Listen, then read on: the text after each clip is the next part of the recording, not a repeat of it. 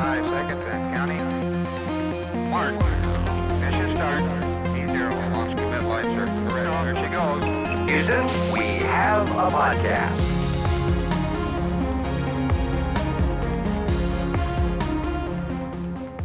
Hey everyone, thanks for joining us for an on-camera version of Houston, We Have a Podcast. We're going to be talking with flight directors Rick LaBrode and Judd Frieling today about what it's like in mission control for an Artemis mission, specifically for Artemis I. Gentlemen, thanks for coming today. Thanks for having us. Cool, awesome. Let's get right into it. I wanted to talk mainly about the Artemis mission. We're going to dive into the operations inside mission control, but first I want to understand a little bit more about you, your history, and what got you into this position. Rick, we'll start with you. I know you have a lot of experience with shuttle and some other stuff as well. Yeah, well, I started actually this end of this month. It'll be 36 years I've been working in mission control. I started as a shuttle flight controller in the instrumentation and communications officer position. We have that same position in the Artemis program now. Cool. And it was basically the comm guy, so responsible for all the communications with the shuttle. It's the audio, the telemetry, the commands, and video. So I did that for 13 years. I was a contractor, and then I was just at the right spot at the right place in my career at the right time, and they opened up selections to flight directors to contractors. So I applied, and I was selected as the first contractor flight director. When I joined the office, then I became a civil servant. And when my class had 4 in it, and 2 of us went ISS, 2 of them went shuttle. So I started off on the ISS side, and I did about the first half of the assembly sequence as a ISS flight director, and then I transferred over and was certified as a shuttle flight director, and did the last half of the assembly sequence on the shuttle side. And because I was considered one of the more veteran flight directors in the office, I was able to I worked the last 3 shuttle flights. Very cool. Very cool. From the shuttle end. Right. Okay, very cool. So how does that time, you look back on it now, working with International Space Station, working with shuttle, what are some of the things you're pulling from that? it was great. I mean, just becoming a flight director is an amazing experience to start with. But and then going ISS, and I started in 98, so it was just before we started the assembly sequence for the International Space Station. And I was fortunate when we launched the Expedition 1 crew, I was actually the flight director resident in Moscow, in the control center in Moscow. So that just it was a completely different culture, but it was really enlightening to see how the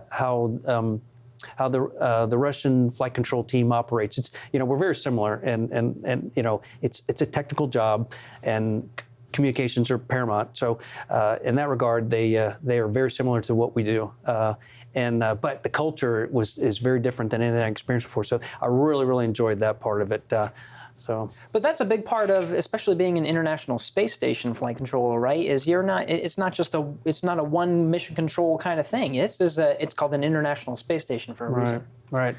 Yeah, it's a challenge, right? There's challenges that come with it. There's pros and cons, like everything, right? Yeah. They bring a lot to the table. They had a lot of experience in stations, right, with their Mir space station, and their experience really they brought a lot to the table.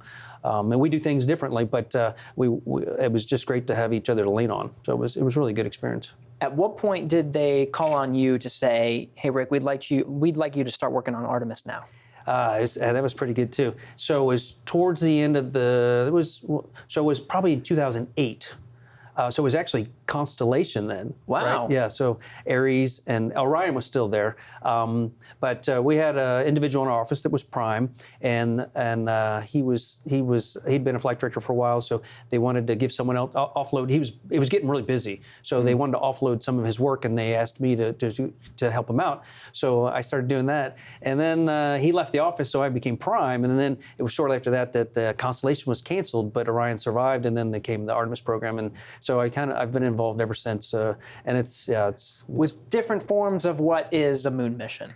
or exploration. Oh yeah. So I've seen it all. Very cool. Yeah, it's been really neat. Awesome. Well, we're going to get into a lot of what goes behind that, what you have been planning since 2008 when it comes to a moon mission. We'll get into that. Judd, I want to learn about your experience that led you to this Artemis role. Sure. So I started actually a year before Rick got selected as a flight director.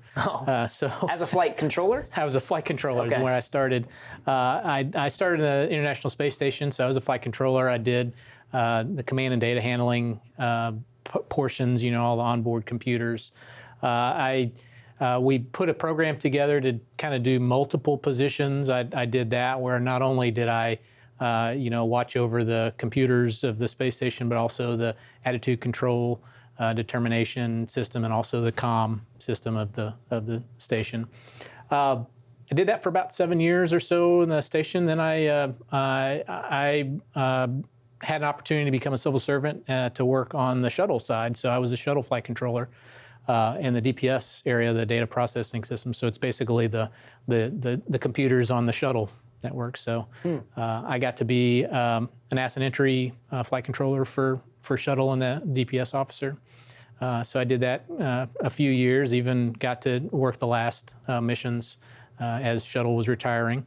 And after the shuttle retired is when I got selected to be a flight director. So that was 2011.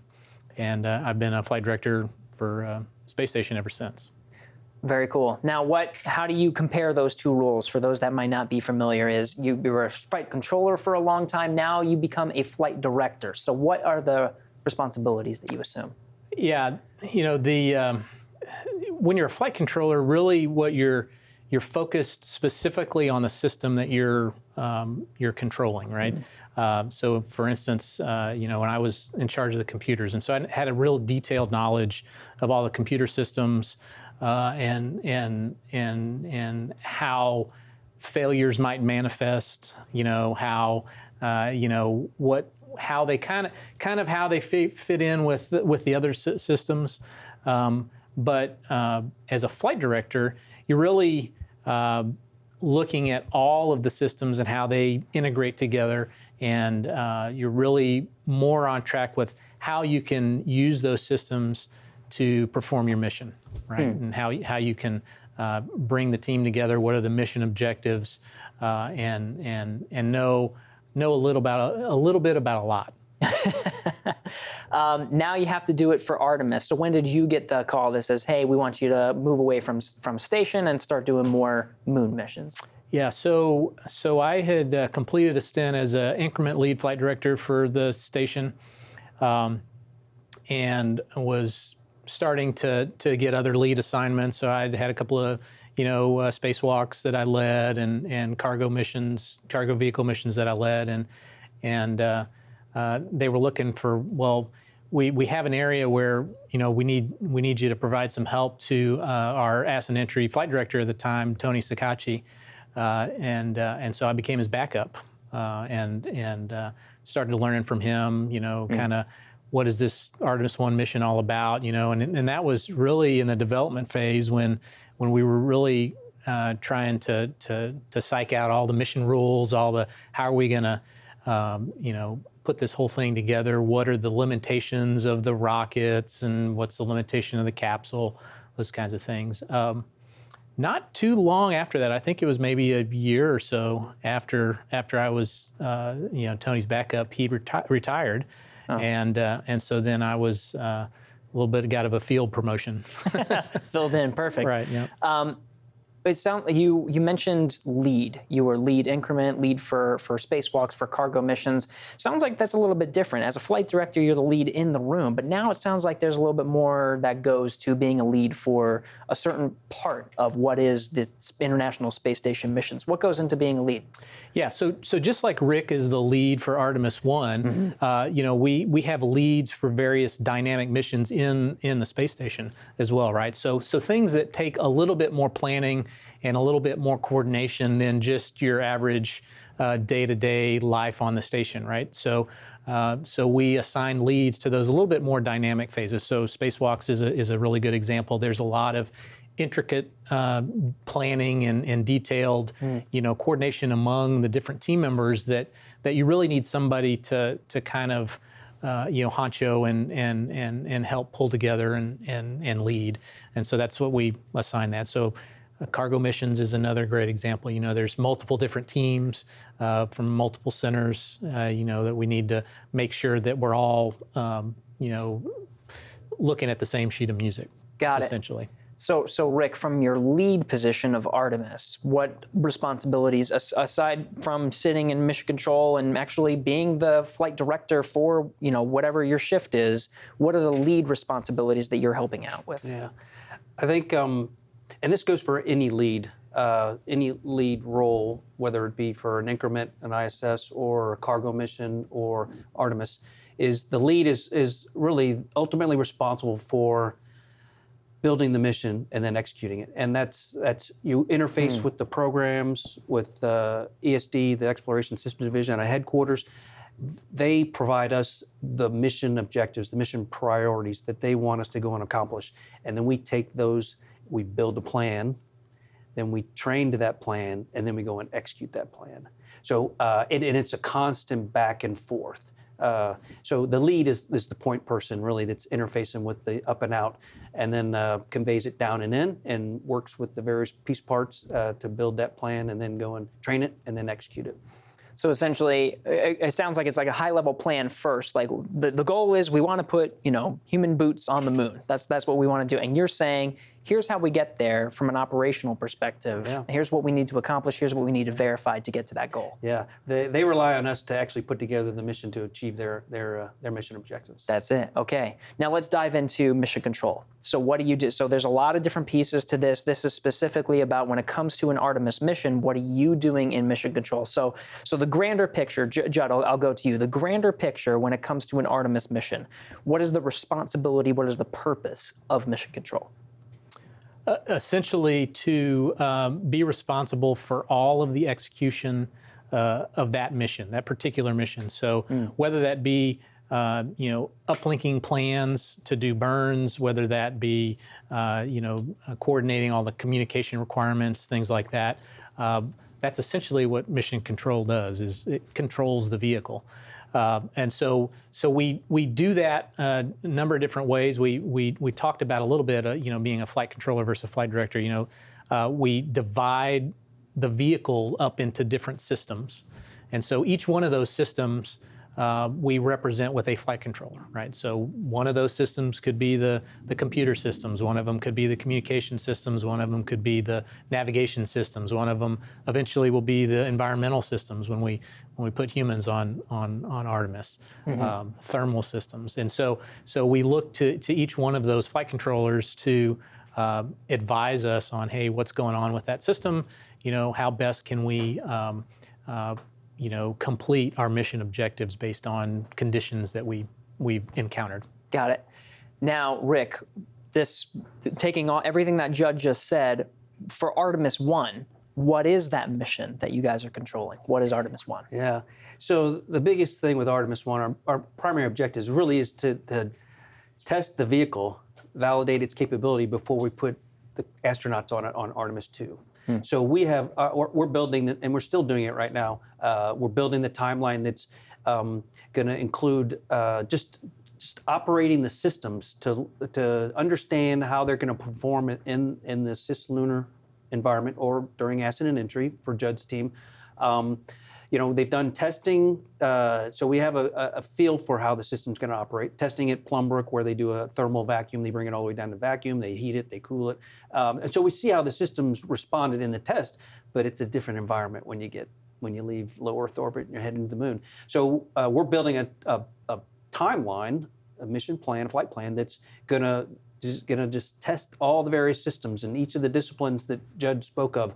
They are responsible for their systems and operating it and doing these we call them detailed flight test objectives or flight test objectives, operating the system to see how it's going to operate, how it's going to function, and just we're following the timeline. Now, a big piece about the mission control also is when things don't go as planned for whatever reason, we run into something we didn't expect, then we have to replan, we retimeline, we may move, hey, that didn't turn out the way we planned it, but we understand, or we got to look at the data, we understand, so let's try it again. And so the team has to rebuild the plan that we spent months building, and now we got to replan it. So there's execution shifts, there's replan shifts, and so it continues 24/7. We're just working on executing the mission and then updating the flight plan to as necessary to get all those mission objectives accomplished. That's it. So when it comes to Judd, like all those things that are coming in, that are monitoring, really, let's just say like the avionics position, all the data is coming in, and they say, "Ooh, this is not what it's supposed to be," because I know what it's supposed to be at this.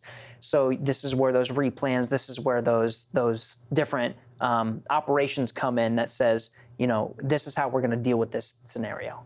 Yeah. So in your example, avionics person says, "Hey, I've got a computer that's throwing me a piece of information that's not right," or forbid that one of the computers has failed, completely. Yeah. So they'll say, "Hey, these are the things that we can do with it, to try to troubleshoot. These are the capabilities that we have lost. These are the capabilities that we still have." And so then you put that together with, well, what are the forward objectives that we have for the vehicle, coming up? Are they still compatible? Are we going to have to move those down the line a little bit further until we, completely troubleshoot what the problem is that you had in this particular system?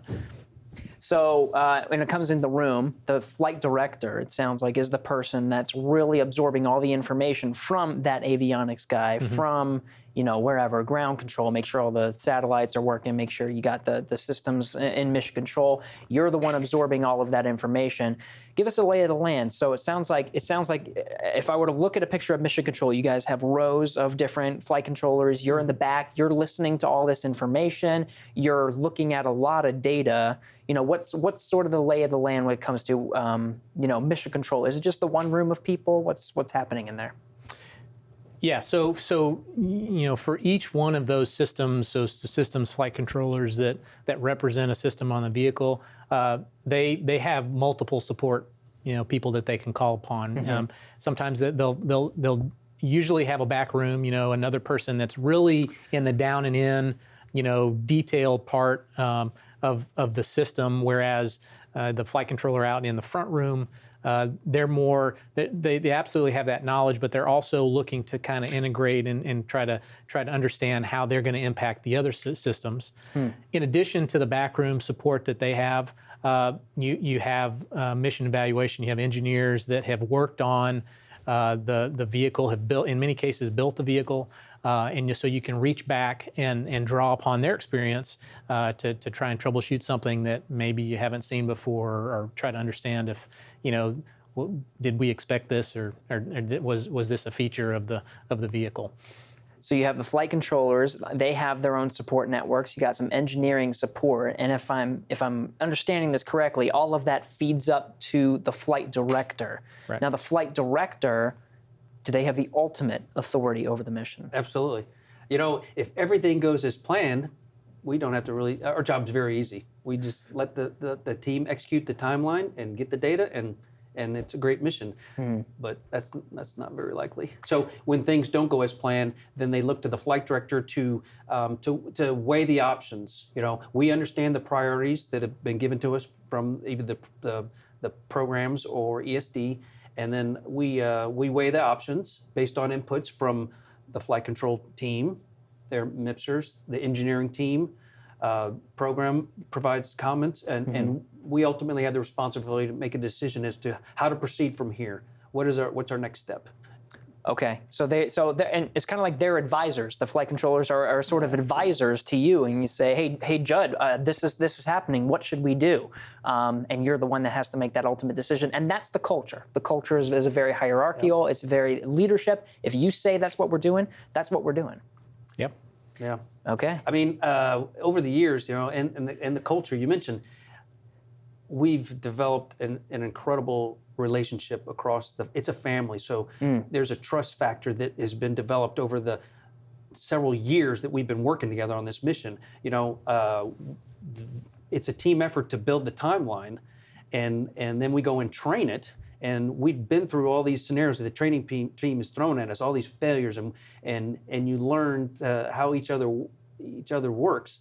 And so it's just amazing how it becomes a cohesive team and how it becomes easy. I mean, the hard part is, when you get two things that are just equal, how do you decide which way you want to go? And that's where the flight directors, come in and through experience, through, gut feeling sometimes, and through discussion amongst the team here, we talk amongst ourselves and try to figure out, weigh the options, but it's really the team effort that really helps us drive the decisions. That trust factor seems super important too, because you have to rely. These are your advisors. They're making recommendations to you. You're the one that has to say this is what that is, and then they have to go execute it. But it has to go back to that training that you said. So there's this training. So Judd, what are you guys doing to train, to prepare all the different team members so that you can, when the moment comes, trust them? Yeah. So I mean, back to the first point though too. It's not as if all situations are like that where we always have to kind of figure out what to do. We try to write a lot of those things down before the mission, right? We try to write down, what are the scenarios we think of? Let's say we lose this one piece of equipment. Can we continue on the mission? And we write those down in what are called flight rules. And those flight rules are pretty much a contract with the enterprise, the programs that say, hey, for these types of scenarios, we've kind of pre-thought those out beforehand, and so we all agree this is the avenue we're going to take, right? It's when we're outside of those kind of pre-thought out things is when what Rick's talking about a little bit there is that we talk about options. We talk about is there something that's in line with the philosophy of our mission rules, and so to your point on training, what we do in training is we present the flight controllers and the team with scenarios that are maybe right on the edge of, they're not exactly what the flight rules would say we would do. They're kind of in a little bit of a gray area, and so they push the boundaries, right? So that helps, our controllers be more of a methodical thinkers and talk about, what's the methodology, We have a mission rule that says we're going to do this X, but I mean, what happens if it's not exactly that, that exact, way of that the failure presents itself? What's really the intent? And that's really what we're trying to teach when we do these simulations, right? Is how do you not only communicate really effectively with not only your flight director, the rest of the team, but also how do you convey the intent of what previous mission rules have told you should be after? How do you convey that in a precise, concise, methodical manner? So it's not only understanding the vehicle and understanding the operations, and it goes to your point. It goes beyond understanding just what happens in a normal scenario. You have these rules that are helping to guide your decisions and make the recommendations, all thought out ahead of time. That's awesome. But really what the training does is it helps you to think about that flight rule. How should I interpret that? Because it's not exactly within those parameters. So how can I interpret that? How can I make recommendations? But it sounds like communication is a huge piece of it too. Not only being able to digest the information, but to calmly and correctly assess and deliver that information to you, the flight director. Yeah. When we evaluate a flight controller to be certified to operate their console for whatever specific phase of the mission, that is the first item that we evaluate is communication skills. Because without that, then they can't work as a team. They could be the smartest person in the room, smartest person of that system, and if they can't articulate that to the flight director, to other team members, their own team members, then it won't work. It just won't work. So that communications is paramount. That is huge. Yeah. Okay, let's get into the Artemis mission. So we're going around the room. We're looking at all the different roles that have to contribute advice to you, the flight director. Judd, what are those roles? What are the in the room with you? What are the different flight control positions? Yeah, so we start off in the ascent phase, and we have a little bit more flight controllers in the ascent phase than we do. That's right. It's not just in the room, right? Because we have a whole different other vehicle, right? We have actually 2 other vehicles with us. So we've got a booster that takes us up, and not only the SLS core stage, Space Launch System core stage, but we also have a second stage, which is the interim control propulsion module, the ICPS. And so I have a flight controller that represents the booster, right? And really, it's the booster. It's that first and second stage. So there's a booster flight controller, and he knows all about all of the the cryogenics, the valves, the engine performance that's supposed to happen with all of the engines. But then I also have a control position who's really in charge of understanding how does that rocket, not only the core stage and the ICPS, how is that supposed to be controlled? What are the guidance, navigation, control inputs and outputs for the rockets, both the first stage and second stage. So in addition to that, I've got folks that are responsible for looking at the capsule, so the Orion capsule. Making sure that the systems are good on the Orion capsule, because eventually the rocket's going to drop Orion off, in trans-lunar orbit, and we want to make sure that the capsule is still looking good as far as we can tell when it heads towards the moon. So as part of the capsule systems, we have a guidance, navigation, control officer, a GNC. Looking to make sure you know where you're at and you know how to get to where you want to go. We've got a flight trajectory officer, a FIDO, flight dynamics officer, and they're really in charge of, well, where is that place that you need to go, right? How do we get there? What's the correct burn trajectory? Where do we need to burn at what speed? And then we've also got for the other systems part, we've got an electrical officer who is not only electrical officer, but also is in charge of the mechanics part of the Orion vehicle as well. So it's a kind of a dual role of EPS, electrical power systems, and the mechanical. We call them an MPO. It's mechanical and power officer. Right, so they're advising us on all the solar array inputs from the service module that's connected to the Orion space capsule. They're advising us on the mechanical systems, so the pyrotechnics that have to be fired in order to make things move in all manners. We also have an environmental systems operator. Even though we don't have a full life support system on Orion for Artemis I, we do have thermal control, and we've got somebody that needs to look after all of the thermal control aspects of that. And so that's the ECOM, environmental control officer. Obviously, we've got a ground control, person that's kind of in charge of all of the ground stations, communicating, when we need to get all the ground stations, at the right times. We've got a communication officer, INCO, which was what Rick was formerly a controller for back in the shuttle days. So they're in charge of all of the communications. And then we've got a CDH officer, a command and data handling officer, who's in charge of the avionics or the computers on board. So, Rick, this makes me think about, you were talking about people and the communication skills and everything, because one thing that's going through my head is you have all these different, they sound very technical. You're getting the flight dynamics, you're thinking about trajectories, guidance, navigation, control, all these different systems of Orion and the boosters. There's got to be a reason why you can't just let data do the work and then it just gets fed to you and then you can make decisions. Why do you have to have all these different people? Well, so we have a good idea through testing on how the systems are going to operate, but they're not going to operate exactly how they tested here in 1G on Earth. So the team is there to monitor and then control the system to make sure it's operating the way it's designed to and the way we need it to in order to execute the mission and achieve the objectives. If things go perfectly, there's an onboard sequencer that, in a lot of ways, will change the configuration of the systems as we go through the timeline. but it's very manual.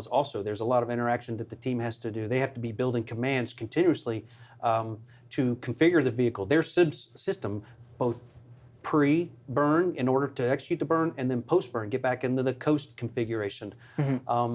And so there's a lot of care and feeding that the team has to do. And that's one of the, I don't want to say it was a challenge, but one of the differences that in working with the Lockheed Martin, the prime contractor for Orion, is their expertise. Most of their experience base has been the uncrewed deep space probes, which were totally automated, right? So when you put humans on board, there's a whole new aspect. And so we've had to work with each other and learn how each other works, to get along, and because there's dramatic differences in the way we operate. So the flight control team and mission control are really responsible for making sure the system operates the way it's supposed to. So there's it goes beyond the data that's just being delivered. It goes into it sounds like it's like the interpretation of that data. Each system is wildly intricate in its own way. And you said each of them have different support networks too that are thinking about even more intricate details. Oh, yeah. And so you just need those levels of understanding to have that information be, so ultimately when it's delivered to you, the flight director, it is delivered by a human. That a human has digested of all the information, thought about it, they've studied, they've put in the work, and now they're the ones making the recommendation to you. You need that person.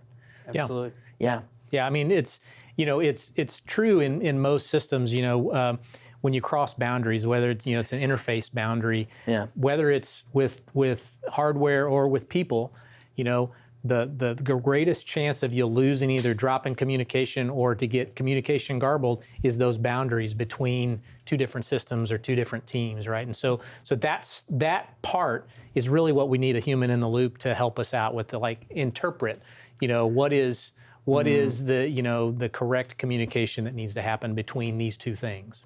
Yeah. A good example, there's going to be phases throughout the mission where whenever we do a major burn, we have to position the solar arrays in a position that will support the loading from the actual burning of the engine, and then also thermal from the thrusters that are fired, and we want to protect them.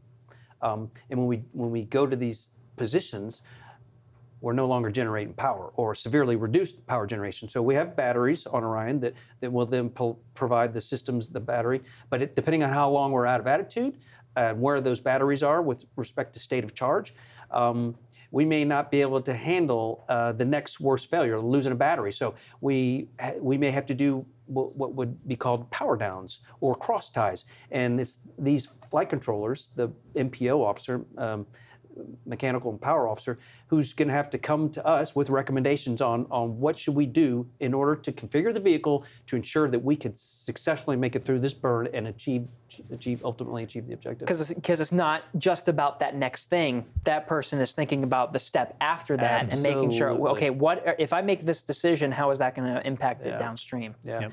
We're really good about always thinking about the next worst failure and putting ourselves in a configuration that will be able to support that.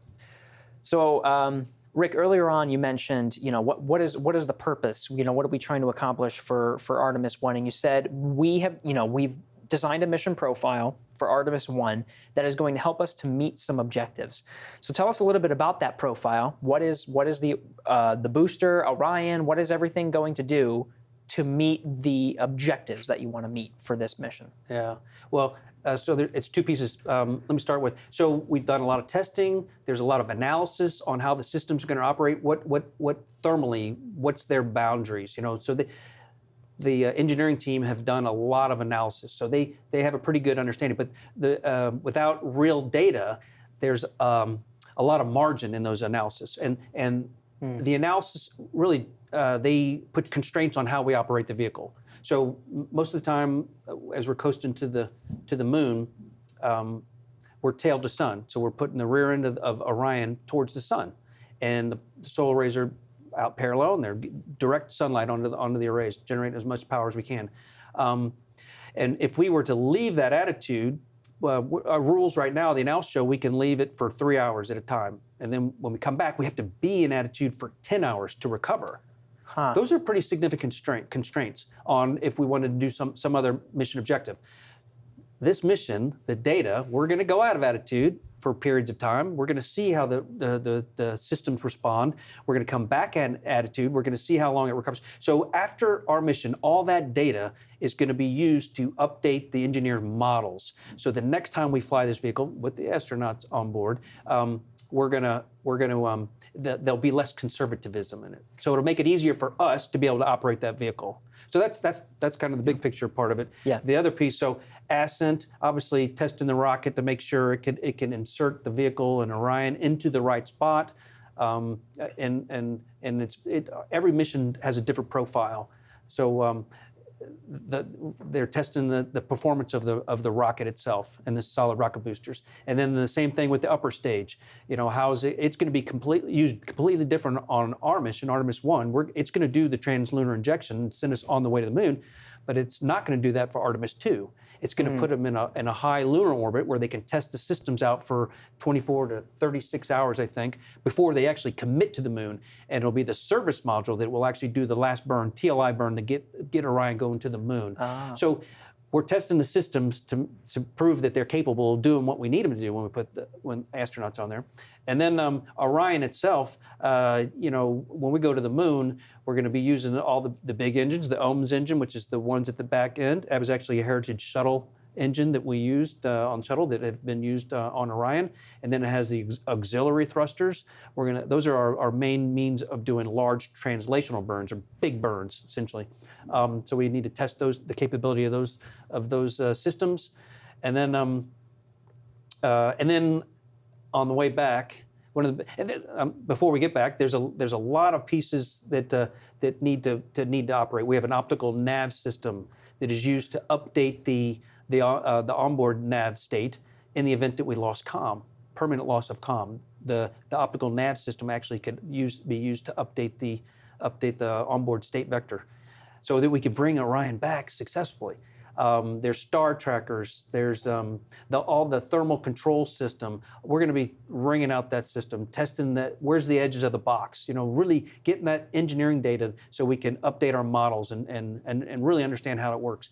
And then one of the major pieces of the mission, one of the major objectives, is to test the heat shield, coming back at lunar velocities to make sure that it will support keeping Orion intact, and then so the astronauts can safely splash down coast of California.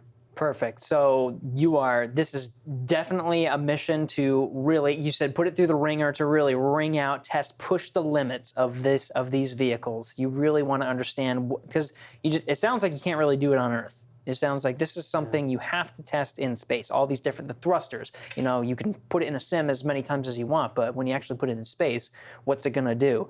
Turning the solar rays away from the sun, not something you want to do, with humans on board. But let's test it out. Let's see if those limits are what we expect. You can only test it in space. That's really what it comes down to. And you can only test it as an integrated vehicle. So one of the first things that they're going to test is going to do a modal test.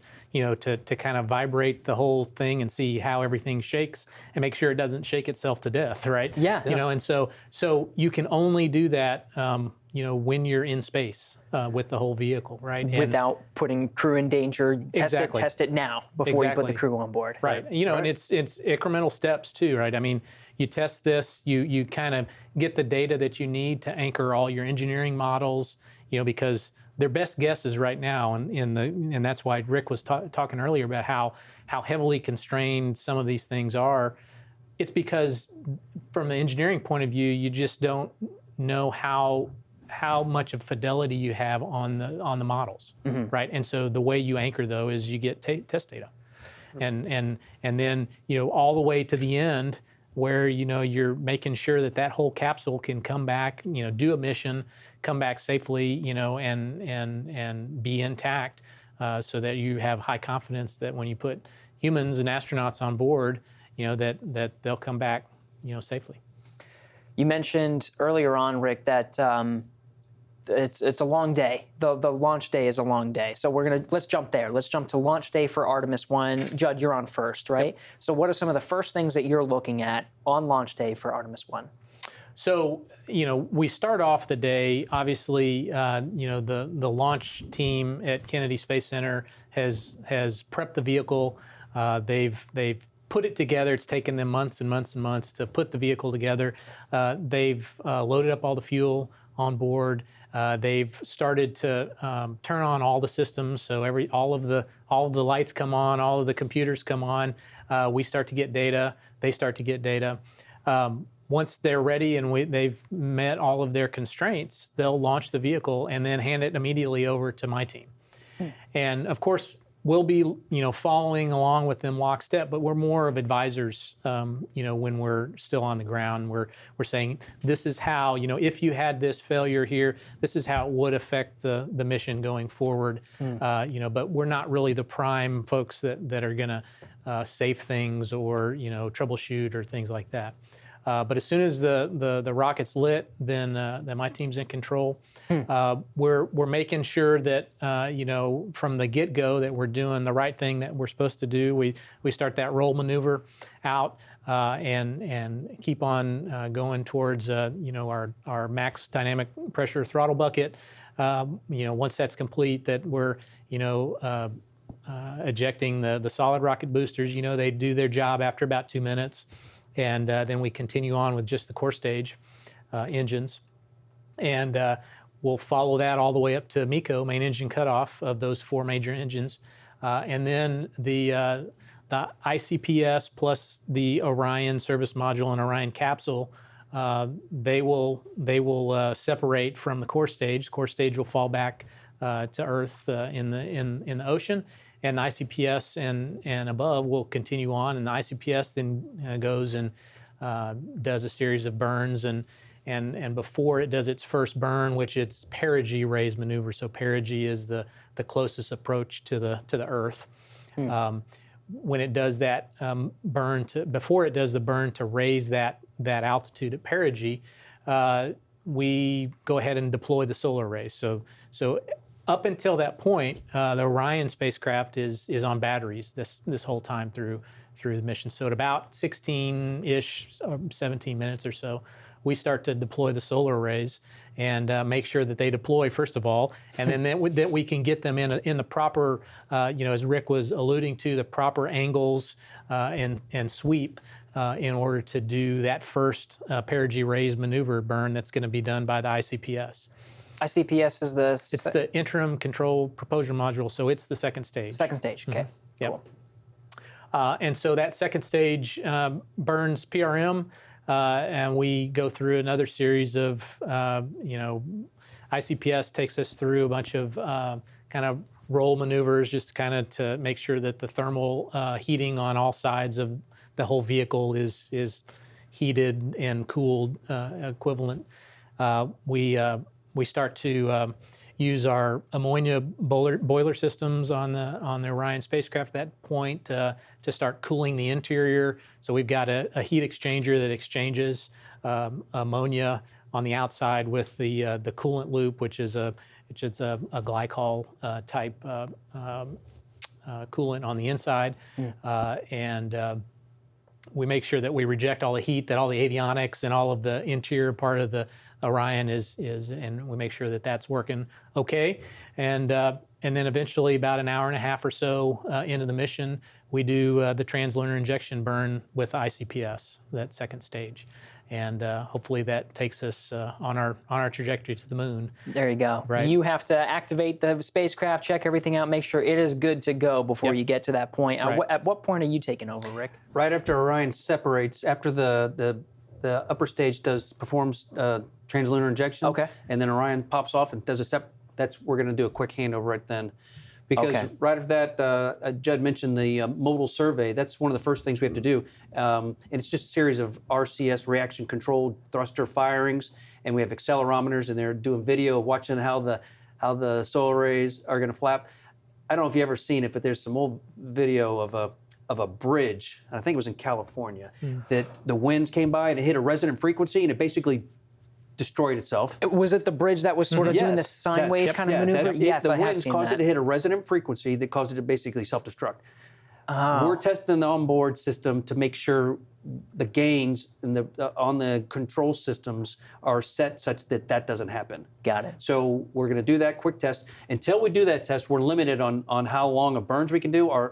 They can only be our ohms burn, the big engine. It would ultimately is going to get us to go into the distant retrograde orbit, 30 seconds, and that's not near long enough to do anything on our mission. So we got to get a good modal survey, and then also on my shift we will do the first. They're called outbound trajectory correction. They're correction burns. They're small burns, but the very first one we're actually going to go. It's going to be the ohms checkout burn. So we're going to burn that ohms engine for 30 seconds to make sure it's good to go because the first time we use it actually is for the outbound powered flyby, and that's setting us up to the distant retrograde orbit, and you want to make sure it works well. So it's going to test it there. Got it. So those are the primary things on flight day 1. And then after that, we do it's just a series of a couple days as we coast up to the outbound trajectory flyby. We have a couple trajectory correction maneuvers. We want to make sure when we go by the moon, which by the way, it's going to be around 60 miles off the surface of the moon. Close. Crazy. So we got to make sure we don't get too close, right? Mm-hmm. And that's what those trajectory correction maneuvers are really important. Targeting that outbound powered flyby, and then we'll burn that guy, and that'll take us up to the distant retrograde orbit where we're doing insertion. And depending on if we launch in November, it's around 14 days. I think we're up in that orbit. It's either half a lap or a lap and a half. So got it. And that's all. It depends on what time of the year we launch. And that's all to set up for lighting it at splashdown for Judd and the recovery team. We want it to be lit so that the recovery forces can watch the capsule come down, watch chutes deploy, just see how it functions, and then recover all the piece parts. Lit meaning the sun is shining in the Pacific. Shining in the Pacific. Sorry. Yeah, off the coast of San Diego. Yeah. Right, off the coast of San Diego. There it is. So, and that burn happens at the moon. It does. Pretty much, yeah. Like Okay. it's like what, 6 or 7 days before splashdown. So it starts when we actually depart. It's DRD, distant retrograde departure burn, which starts heading us back to the moon, and then ultimately, where the shuttle used to have that deorbit burn.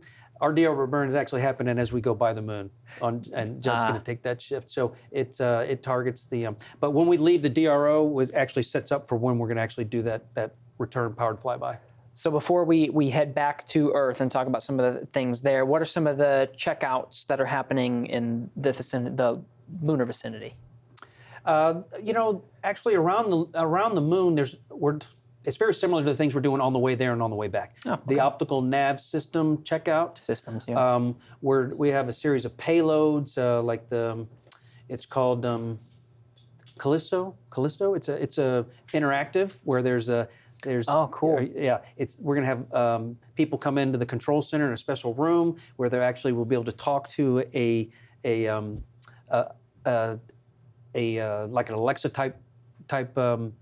Like an AI kind of voice. Yes, That's exactly. cool. Yeah. So we have a series of those. We have a series of PAO events where we're doing taking Earth and moon shots as we leave. Those will as be we get really closer. cool. One of the big things when we're in the DRO is to look for that first moonrise. That shot. Earthrise. Earthrise. Yeah, Earthrise. that's a big one. Yeah. So that is a big one. So and again, it's all testing the systems. We're doing different mode operations for the systems, like the radiators. We go to a flow control versus speed control, which is just a different mode of operating it, just to see how it's gonna operate. Very cool. Yeah. So when we get to recovery, Judd, what are some of the key things that you're going to be looking for? We have spoilers with the heat shield. There's a couple of other things that you're going to be looking for. What are those key things? Yeah, so once we're way back at the moon and we do the burn to get us out, we're looking for a very tight corridor for entry interface. It all has to do with the geometry and the speed and everything. If you're too shallow, you bore into the Earth too much, and you burn up the heat shield too much. If you're too shallow, then you'll skip off. If you go bore in too hard, then you have too much heating on the thermal. It's like a Goldilocks zone right. So of you're approach. trying to get right at the right part. We're also trying to do an objective where we get to a point where we do what's called a skip entry. We intentionally get at an angle where we skip a little bit and then come right back in, and that's in order so we get like a double heating profile, so that we test the heat shield to make sure if we ever want to do that, on future crewed flights, that we have that capability to have a double thermal, heat shield objective, so that it gives us more flexibility in future missions to have a different EI or quarter or EI constraints or entry interface constraints. Okay, and you're doing that purposely for Artemis 1, just to test it, and then you won't do a skip entry but now you know you can. Now we know we can. So maybe if that, if the mission dictates it in the future years, we know that that the heat shield can take it, and that's exactly what we're looking for, right? We're looking to see how does the heat shield perform, so that we know for future missions, how do we modify or create those missions such that we take full advantage of the capability of the vehicle. So once we hit entry interface, we're pretty much along for the ride. It's really quick from there. It's about 20 minutes till we splash down from entry interface. Obviously, we're looking to make sure that all of the systems come online. We have baro altimeters that tell us, what the altitude is, because you need to deploy your drogue chutes and your main chutes at certain altitudes, and that's heavily reliant on what altitude, what pressure that the atmosphere is at that determines the altitude. And we have GPS receivers that come on that also tell us that. Not only tells us altitude in addition to what the baro altimeters tell us, but also tells us where we're at. And so kind of how do we steer ourselves into the wind as we're coming in, right? Cool.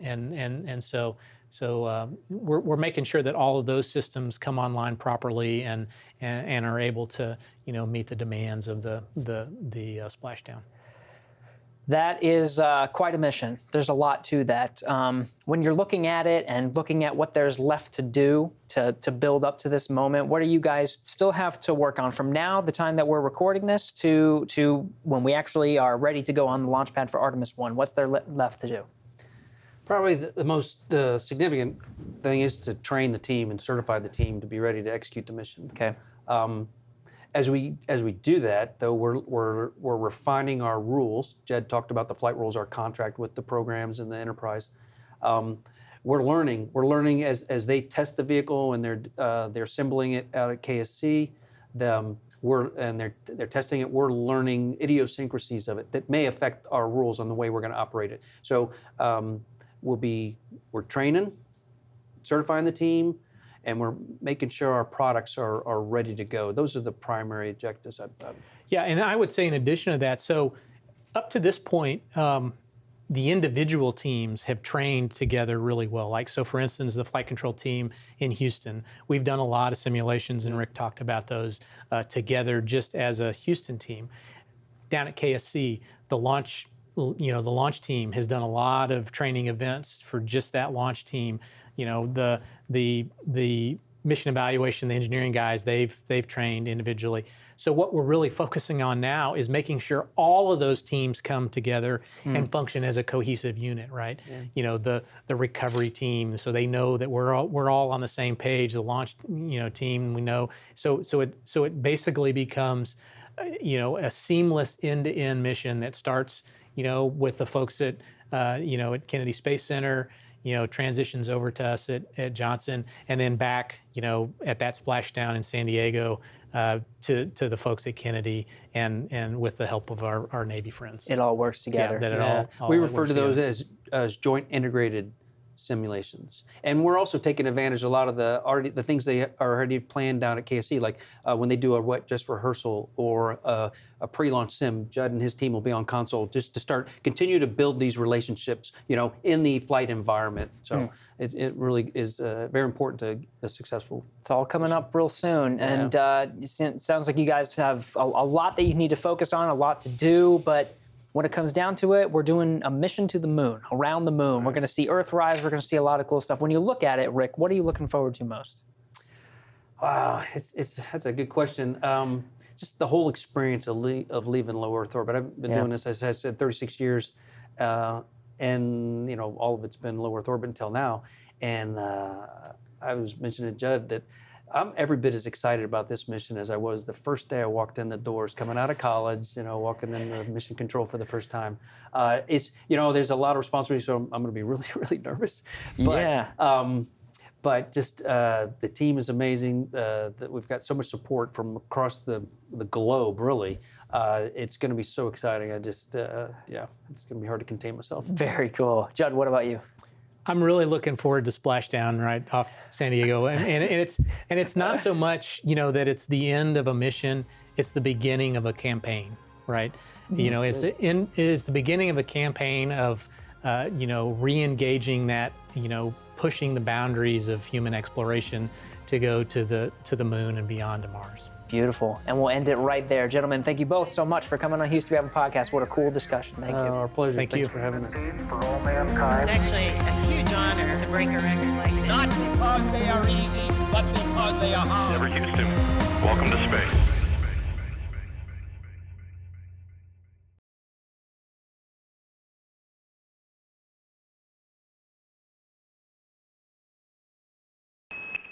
Subscribe for more space.